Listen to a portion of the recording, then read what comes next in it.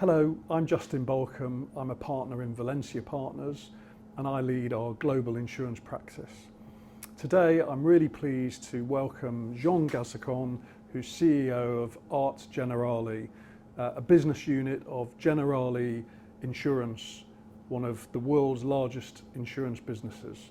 Hi Jean, how are you? Good, thank you for greeting me today, Justin. It's a pleasure to be with you. It's a pleasure is all ours, Jean. So today I thought we'd have a conversation really around what is ARTE Generali? You know, why does an insurance company want to step into the world of art? I know that people at Valencia Partners, my colleagues, have all said to me, when we think about insurance, we think about buildings, we think about motor vehicles, we think about warehouses and complex structures, but nobody immediately thinks, actually, the art business. So we'll talk about that in a minute. But first of all, what took you into the art business, Jean? That's a good question. I think there is a point in life where your passion is meeting your business, and obviously creating ARTE Generali inside Generali was this point. I've always been involved in art. My father was art dealer and antique dealer for a while, and being a kid I just lived in that, married an art expert myself, so somehow that was my private part.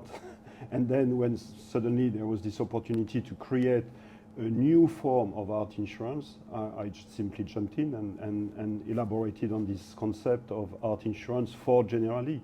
As far as Generali is concerned, I think it was very much a long strategic vision from Philippe Donnet himself, but also of Giovanni Liverani and Jean Laurent and now Christian Canu, to say art is a passion asset. It's a very long-standing asset. In terms of value exposition, it's extremely significant. So as a leading insurance and cover provider, we should be able also to cover these specific categories of asset. But we need to do it in a way which is commensurate with the culture of the company. Generali has been a very long-standing company with deep involvement in architecture and culture in Italy. So there was also this association. And then finally also a very deep knowledge of insurance. So bringing this dimensions into the project. Fantastic. So when anyone that's not in insurance now thinks about actually covering art, what is it that Generali and your team are actually looking for? And how would you describe the characteristics of the items that you actually insure? You know, we're not thinking about a small painting here, we're thinking about some very, very serious collections and artifacts. Well, yeah, for sure. I mean, we insure currently up to 250 million euros. I mean, so that's not, the capacity is important because art in value is ponderous. And it's also very concentrated. So you have always a peak exposure and peak claims. So it's not for the faint-hearted, I would say, technically speaking, because you need to make those decisions in a very rational way. In a very technical way. And I think we are identified in the market mostly for our very innovative approach towards services, towards protection services we bring to the retail clients, but also to the institutions. I mean, we are really trying to make sure that the evolution of the risks situation worldwide is totally taken into our underwriting process. And making sure that whatever climate change, whatever terrorist event, whatever cyber risk, we bring the best we can to our clients. Because in this evolving world, you need to be extremely technically strong in order to bring the cover to the clients. And so innovation and passion for the assets underlying, because art is not I would say something you can insure without a deep technical knowledge of the object itself. Knowing the value of the pieces, knowing the technique, knowing the risk intrinsic to some of those materials used, all those points need to be taken into account. It's not a chance that half of our staff is partly art historian or fully art historian. So we use qualified experts also. So innovation expertise brought to the passion we share with our clients, in fact. And you, I mean, you've touched on a couple of really interesting themes there, Jean. You know, when we think about the risk coverage and the extent in which you actually have to apply that level of coverage, that depth of competence and knowledge around art, the value chain, the pieces that you're looking at, the individuals that own the art, the entire sort of risk ecosystem. How do you start pulling all of that together? How do you rely upon, you know, that which you see versus perhaps in some cases you may not even see all of the pieces, you may not even have all of the details at hand? Well, no, actually no. We need those details. I mean, we never give blank covers. I mean, we tend to be very analytical and picky. So this is what discipline underwriting is about. I mean, we love lists, we love quantification, we love geolocalization. So in fact, when I say innovation, what I think I mean is that the quantification of risk in the digital world is made much easier. So you have many data points, but you need to collect them and you need to make sure that your system is dealing with them. So that's one thing. There is also a very qualitative dimension. Do I trust this guy? And I must say that you can have all the fact checked, all the ALM control in place. At the end of the day, sometimes you have a very interpersonal dimension there. And this is the role of the underwriters. So I think we are trying to combine both worlds. Very strong analytical analysis, very good data, and also a dimension of any underwriters, and this is something you well know in the Lloyd's market, Justin, it's about flair, and there are counterparties you will never like for something you don't want to, you always, sometimes it's a bit difficult to appreciate, but you don't want this risk. And you know what? Refusing is always the right decision in that case. Yeah, I mean, for sure, I'd like more people to be saying no. It would save an awful lot of embarrassment further on down the chain. That's my view as well. You know, when we carry the brand as Generali, which has been operated for almost 200 years in the market, somehow you carry also the share of the fiduciary duty towards the shareholders, and also towards the brand and towards the other clients, what we call the mutuality.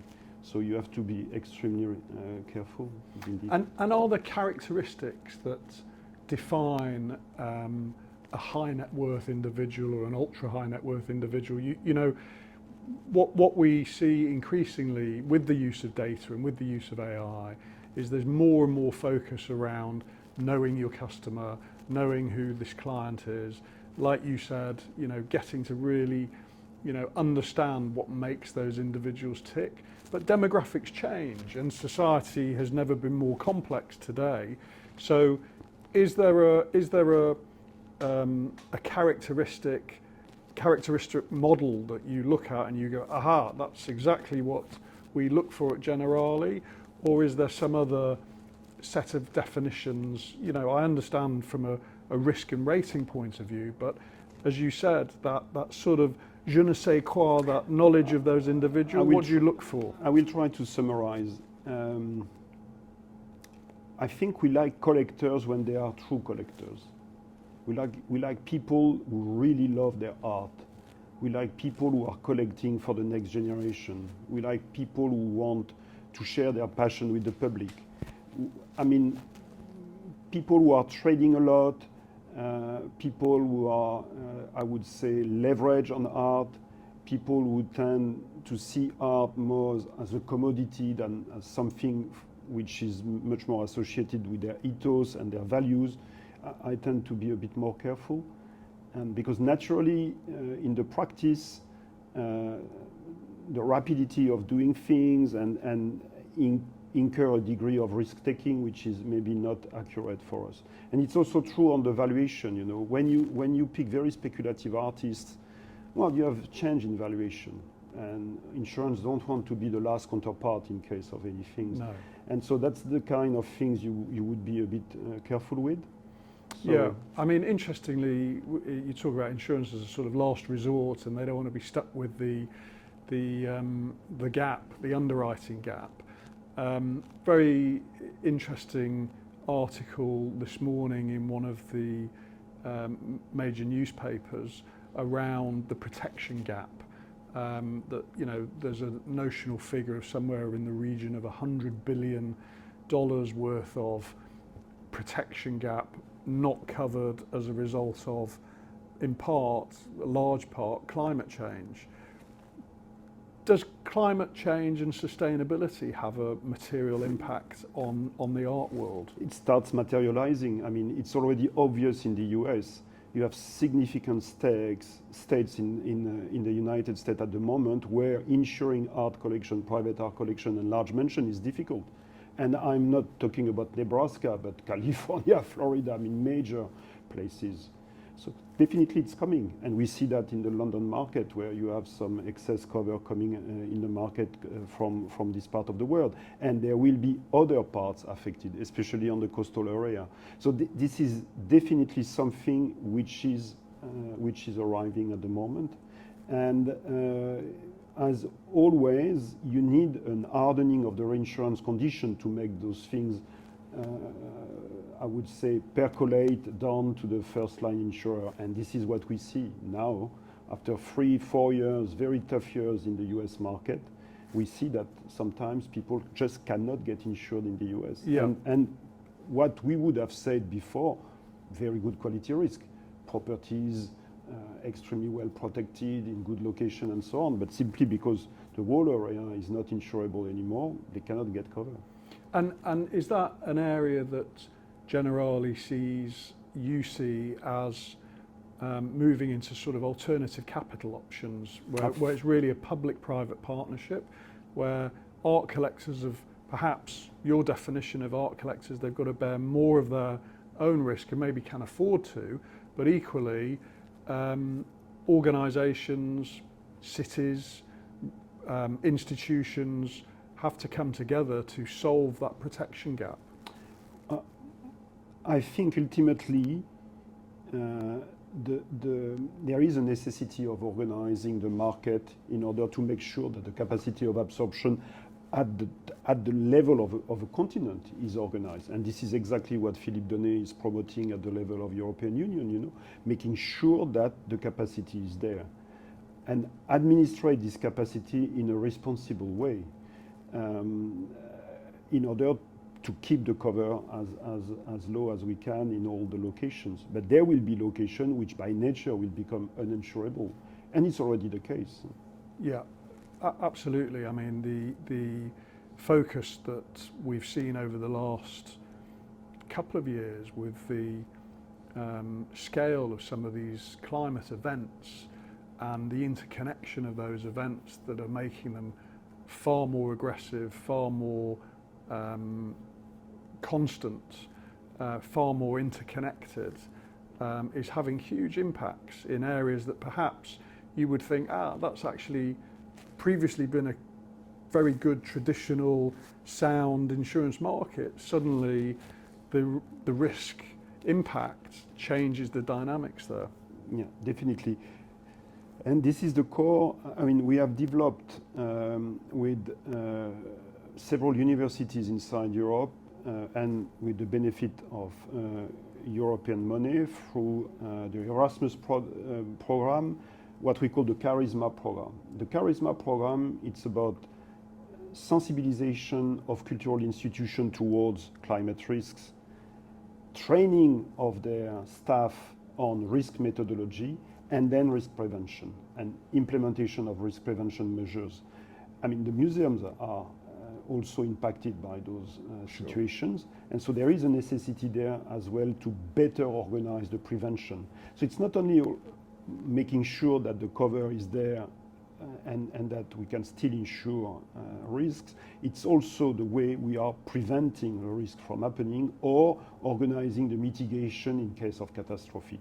And this kind of building up the resilience of the system is ahead of us. I mean, I used to live in Japan. I also had exposure to Turkey in the past. There are countries where, especially when you have systematic earthquake risks, things tend to be much more organized. You know, people get trained. In Japan, you have your drill very regularly. I mean, and you know what to do. In our countries, luckily for a long period of time, we have never been exposed to those kind of situations. So the people have lost a bit of age, I would say. Yeah. Let's talk about that innovation and that risk mitigation, because you know one thing is dealing after the event, but now there's much more focus by many insurers, such as Generali, in understanding risk before it even occurs. And I guess in your world, in the art world, again, really we've touched climate and sustainability, but the risks are complicated, and therefore getting ahead of the curve is really important. We see in some locations in the world where flooding is prevalent, investment by insurers in preventative flood measures and technology that measures the water table as it moves and impacts regions that perhaps didn't suffer flooding before and now do. Yes. What sort of technologies can you put your arms around, and indeed are Generali investing in, to improve that risk mitigation in the art world? So there is I will try to bring a pan-European answer, because in fact we are working across different geographies. But there is one initiative which is true in Germany, in France, in Italy, which is really to make sure that we got our final clients connected to the flood alert systems wherever they are. And those flood alert systems in Europe are pretty effective. I mean, you have basin, I would say, surveillance in most of the countries with early warning system and so on. But it's one thing having a general information. It's another thing encouraging your clients and the distributors to be ready to react. So in our case, you know, we have provision in the contract to make sure that we can encourage the clients to move things out before the flood arrives. I would always prefer helping the clients, even paying for the clients, to move collections out than letting the flood come. I mean, this is 100% a service the client always appreciate. Initially, when we launched that, we launched it in the UK for AXA ARTE long time ago, after the 2007 flood. And I remember the clients, we were thinking, oh, I mean, will people appreciate, I mean, being, I would say, moved out and this kind of incursion in their life and so on. And we had to do it again in 2010.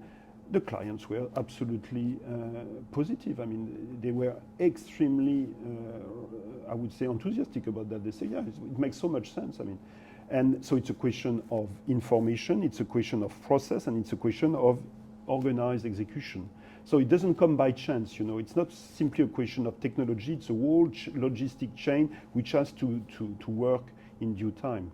When you think about logistics in moving large pieces of art, it can be huge. Huh? It can be huge. Yes. You know, and if I think about exhibitions that perhaps I've been to over time, you know, and you visit some of these museums, and they move from New York to London to Milan to Tokyo. You insure those as well, don't you, Jean? We do, and definitely the climatic risk is one of the key things we check. I mean, wind exposure, flood exposure. Most of the large museums we are working with have very good BCP, business continuity plan, in place, and they are trained, and there are also systematic way of storing things. You know that the Louvre put all its reserve out of Paris, part of the Centennial Flood Protection Plan. It's the same here, because you may recall that in 1923, I think, during the Thames flood, the Tate Gallery was badly affected by the flood. And so many pieces were lost because the storage was just in the basement. And so the things were taken into account very early on, before the Thames barrier was put in place in the 60s, 70s. And so here we are dealing with institutions which are properly organized. But you know, sometimes you organize exhibition with small museums, medium-sized museums, and those places don't always have the resources nor the acumen to do the thing properly. And this is the type of service we are bringing in. I wasn't around in 1923, but no, you are well preserved. Very well preserved. But I think that perhaps helped form some of the conditions in policies like a stillage warranty, you know, which is all about storage. To, in the event that flooding does occur, at least it's the principle is that the water should travel under the goods because they're palletized. Exactly. Unfortunately, we know that's probably not the case in most cases. In most cases, or not at the right not at the right level. At the right level, as we have seen during Sandy in the US. Exactly, exactly.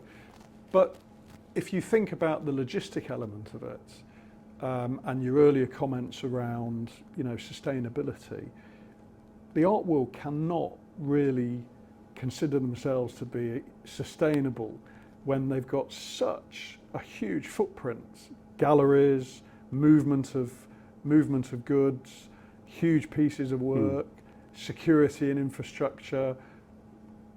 You know, it to me, it feels that you are a long way off being a sustainable sector and helping change the narrative around climate change. Well, I would answer in three ways. Well, yeah, you're right in terms of the movement is late compared with other industries.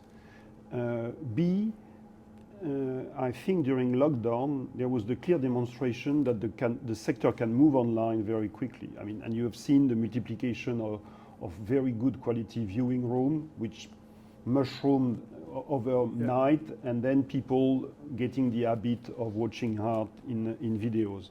Nevertheless, when the restriction faded away, I mean, people flocked in museum and the exhibition circuit resumed. What we see, and those initiatives are very interesting. You have initiative around galleries and initiative around exhibition, you know, trying to make sure that the carbon footprint and the environmental impact of their activities is systematically reduced. And I have been involved and I've seen those efforts during the last 2 or 3 years. It is true. You can manage to do things in a much more sustainable way by changing the practice in the fair regarding the reusability of materials, by optimizing the transport of art pieces, by also moving from certain types of transport towards others. And those things also improve with innovation. And so it's not an easy fight, because we prefer extremely valuable piece of art to fly. But we all know that, I mean, air transport is certainly one of the worst in terms of carbon footprint. And so there are people working on the possibility to put art pieces into container, which is in many ways an issue regarding art insurance, because of the way you indemnify cargo on ship, but also because all the cargo ships are not especially non-polluting. I mean, the fuel used the most sulfurous one on Earth, so so that's not always the solution. And then in terms of protecting of the art, climate stability, vibration, and all these kind of things, it has also negative impact. So I would say there is a trend. There are many people who are really doing their best to improve things.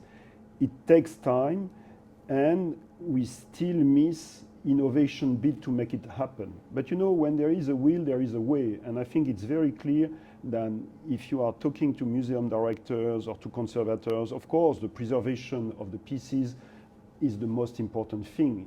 And they want to be sure that the pieces are safe. But after that, if they can be safe and with transport and organization which are less, I would say, unfriendly environmentally speaking, I think they would always follow the proposal. So it's a question, you know, as is any transformation, and I know that you are deeply involved in those exercises. You need to entice, you need to encourage, you need to publicize the success And then there is, I would say, an innovation market starting to happen.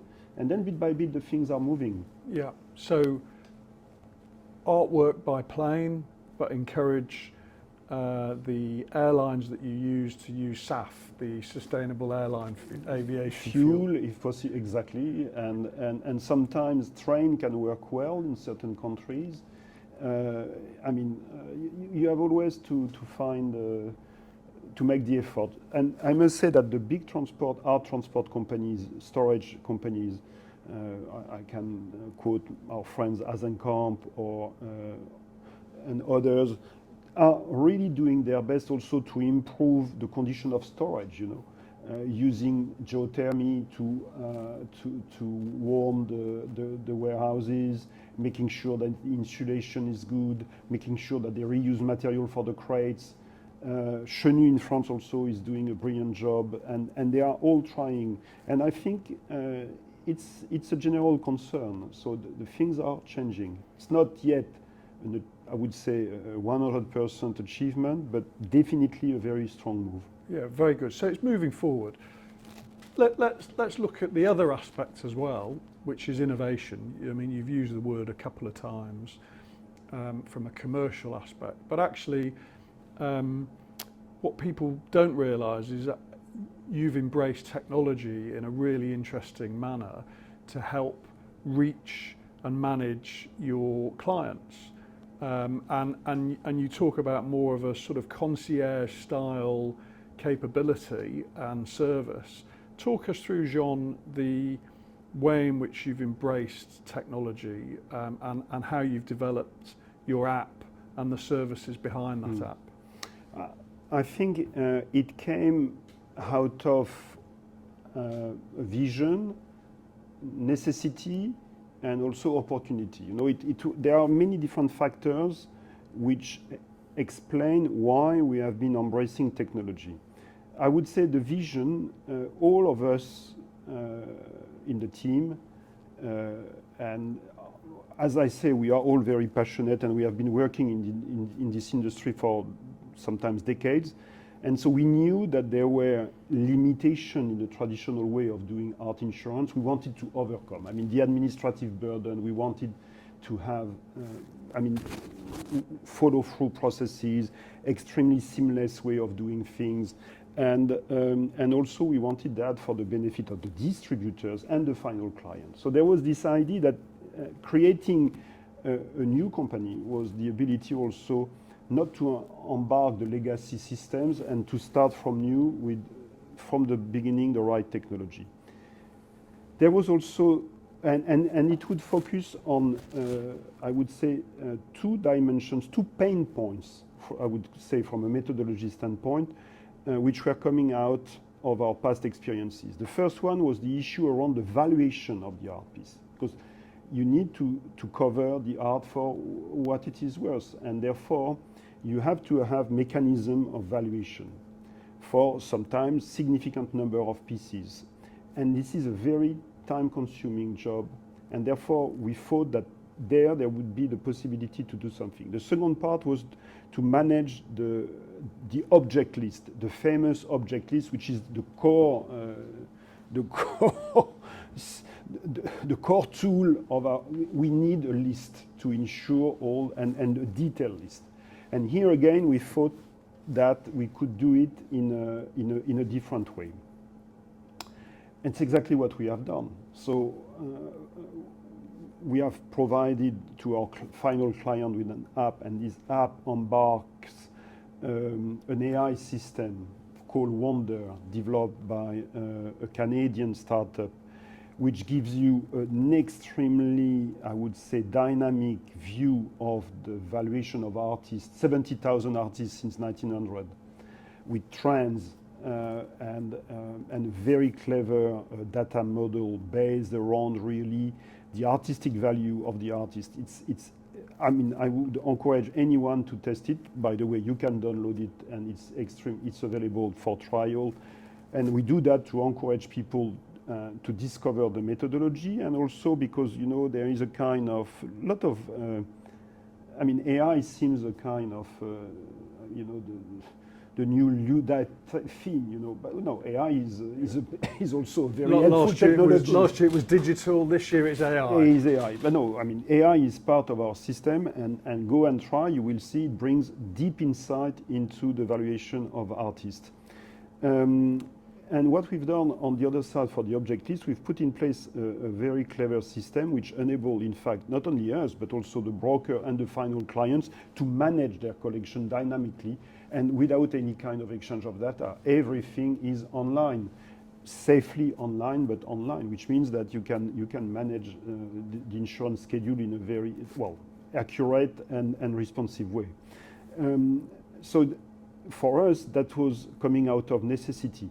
And then we've benefited from the fact that the maturation of the startup market 4 or 5 years ago was reaching a point where, technologies were available, and so we grappled them, and then we worked with those startups to put up this thing in place. Working with startup also, somehow we were startup ourselves, so there was a kind of syntony in terms of co-development, and we exchanged a lot of ideas, so it was a very, I would say, extremely fructuous exchange, and we are working very closely with those guys.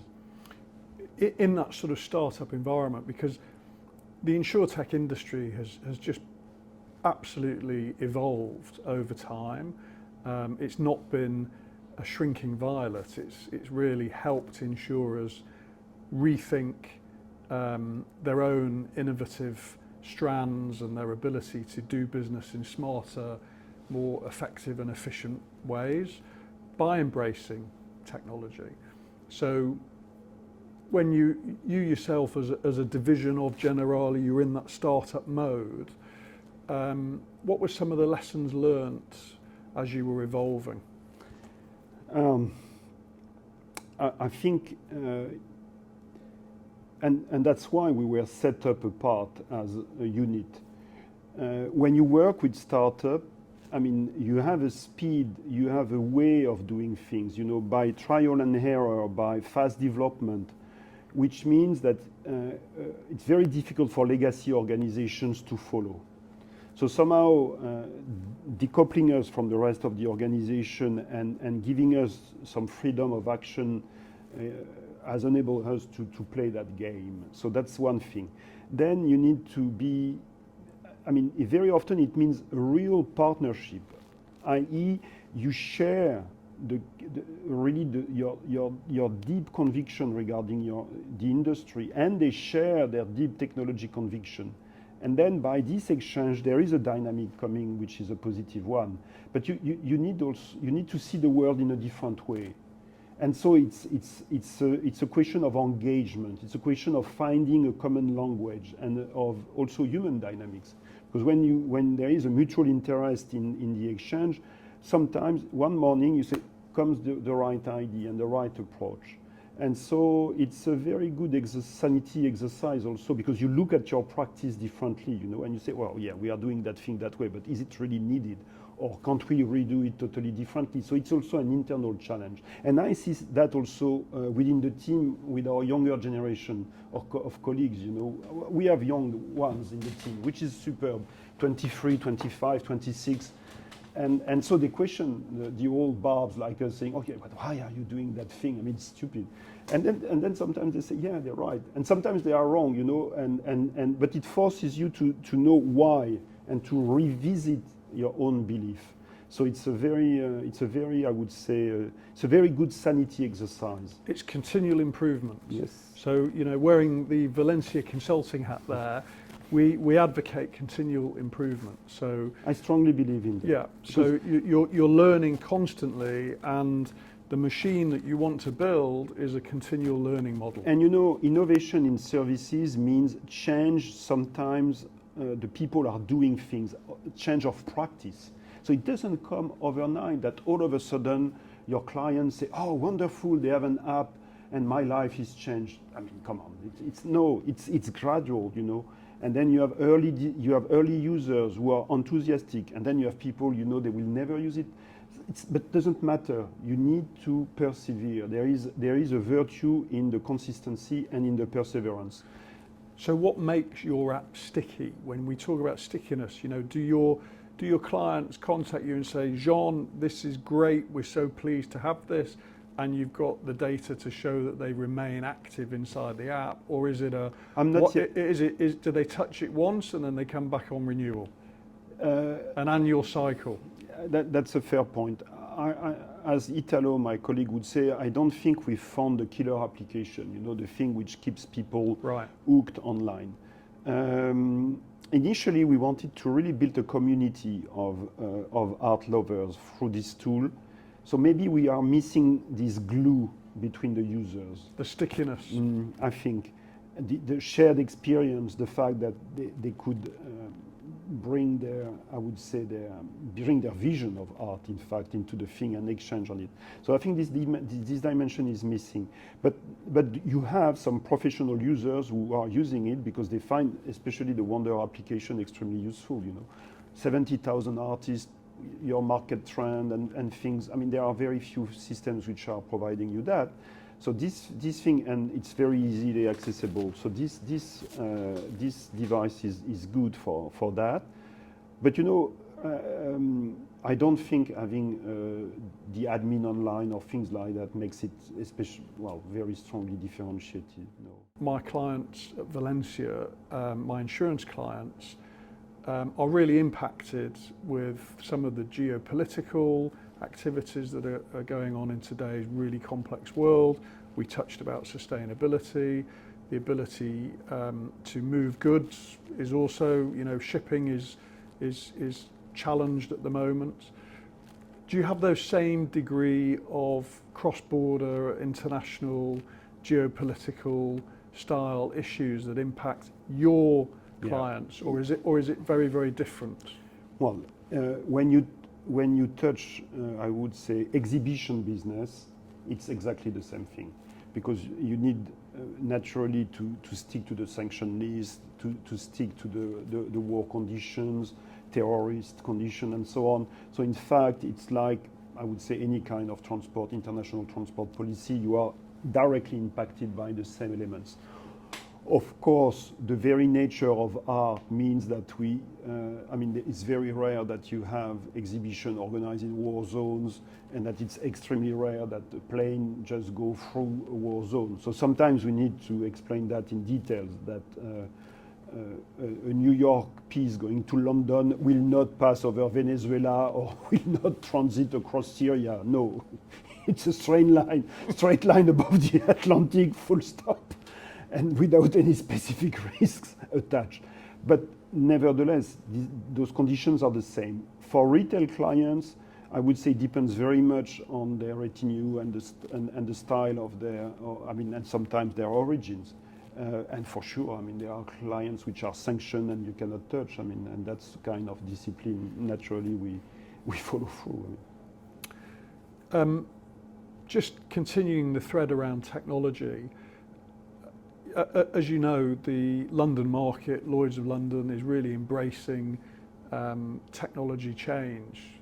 There's a very large transformation program, Blueprint 2, which is the legacy technology moving to a more modern set of technologies, trying to bring the whole of market together. So there's some consistency, standardization across the market. Given your own lessons learnt, what's your sort of outside-in perspective of making sure that the market does have that consistent voice that can actually operate in a sort of notionally seamless manner? Is that something that will benefit your portfolio, your clients? Well, I'm not operating directly in the market, but nevertheless, operating in large risk out of London, you are directly influenced by the practice of the market. Whatever makes things more standardized, easier to process, simpler to administrate, and improve the quality of information from a risk perspective is good. So that's no point.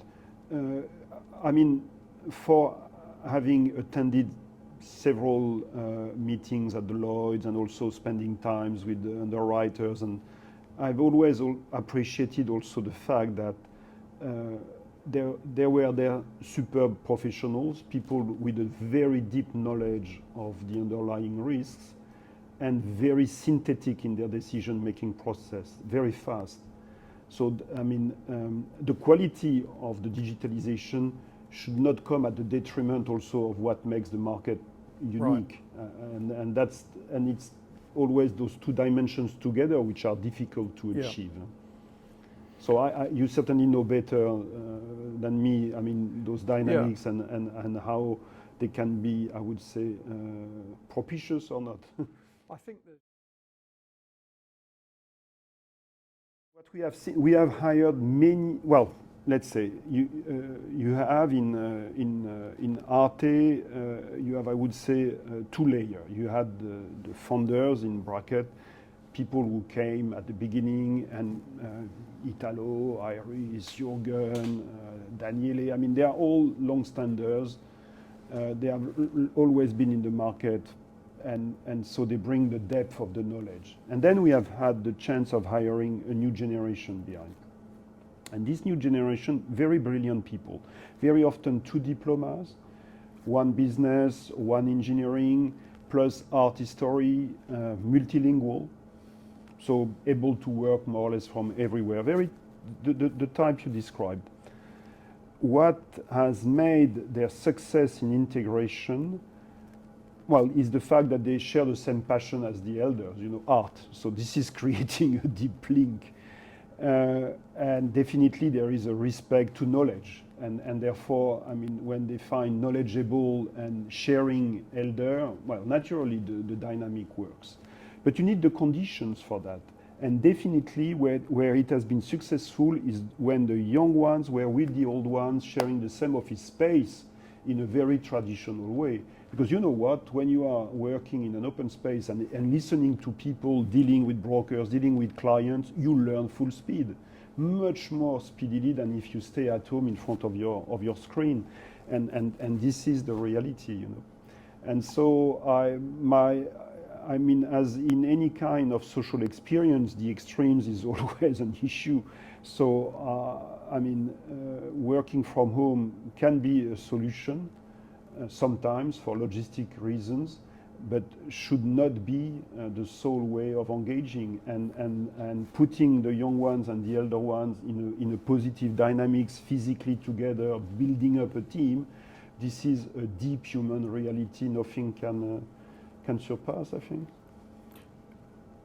ARTE Generali is coming to its 5th year now. Yeah, we are entering our 5th year. So many congratulations. Thanks, we survived. You've survived. You've survived a really tough period of time as well.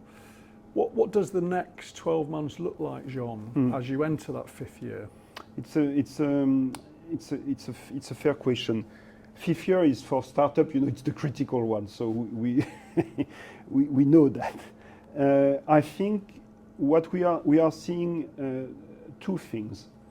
We are seeing having a much more industrial support inside of Generali because we are backed up by GCNC. So we are now receiving the support to super professionals, legal, finance, risk management, and so on. So all that makes my life and certainly the life of Daniele much easier because we are backed up by professionals helping us grow. So that's very good. The second thing is that where we have been growing very fast, Italy, we are reaching break even. And so we need to find ways now to optimize our models in terms of processes, in terms of data, with the back end. You know, there is the necessity of industrializing the relationship with the back end and finding ways to do it whilst keeping the level of service for the clients and the brokers, the customization we are proud of. So that's something which is critical. And then keeping on growing. So we are working for our opening in Hong Kong. We are working on our opening in Spain. I was in Dubai 1 month ago where we are growing full speed. So, you know, for us, the story is a story of growth and leveraging the platform we've built up. So the sky the limit. That's absolutely great to hear, because it's, you know, it is a tough market out there, and you know, parts of the insurance market talk about a hard market. Is that your experience? I mean, reinsurance costs have increased significantly, even for us, although our sinistrality, the claims ratio is very good. But nevertheless, this is the market. I would say that bringing a bit of discipline in terms of pricing is not a bad thing, because there was a tendency really to give the guarantee very cheap at some point. Yeah. Too cheap.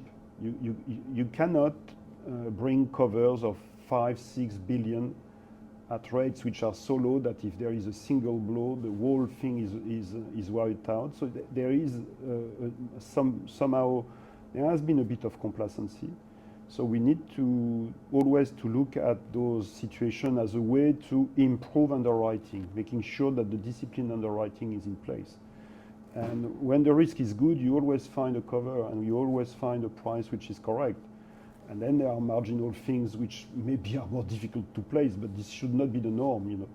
And so that's where I find where we are. And for us, it means that all our investment in terms of systems, in terms of data, in terms of quality underwriting, finds a market where it is valorized. so it's okay. Fantastic. Well, I'm really very pleased that everything has gone so well and continues to go well for you, Jean.